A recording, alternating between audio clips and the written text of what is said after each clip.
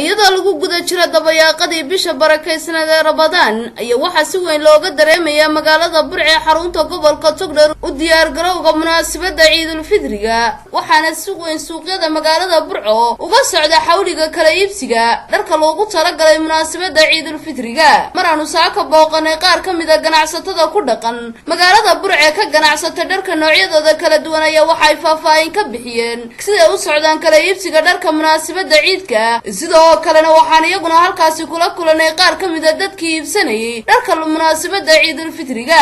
aniga magaca Cabdi Xasan milkiilayaasha gaar ahaan kuwa suuqa hawlaag leeyahay marka koowaad halkan ciidda si fiican u laabtay maalintii waxaan maraynaa 24aad dadku si fiican u iibsanayaan wala kala guranayaan alaabta wanaga buuq ku jirna waxaan filayaa inay maanta dadkii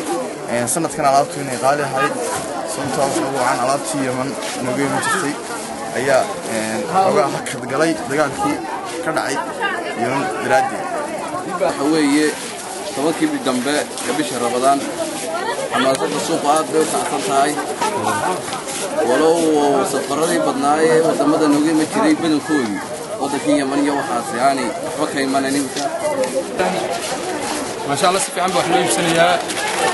وقت كان مناسبة عيدها عيد الفطر يا هذا بدل أيام المسافر المشترك ما يكون الإنسان اللي يرحل عرفت ولا يقول وين يقول يكون الدول وانا دريم كريسة كل سلوا يوصل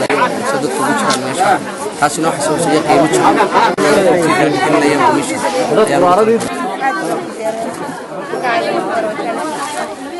عاد بنقدر يتروينا يدي وانا فرحنا عليها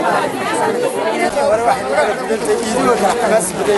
يدور يد حماس بدن وانا بحسب ولا كريم dadka aad iyo aad waxaan u malaynayay dadku aad u leeyahay hadii boqol mas'aash ana dareenkayga aad buu ugu faraxsanahay munaasabada ciidda hada soo aan u socotaa ma sha Allah waan aragtay dadku soo wada faraxsan yihiin marka ma sha Allah soo aan وبرواقة محمد شبكة عالمية ودوين النيوز مقالة برعو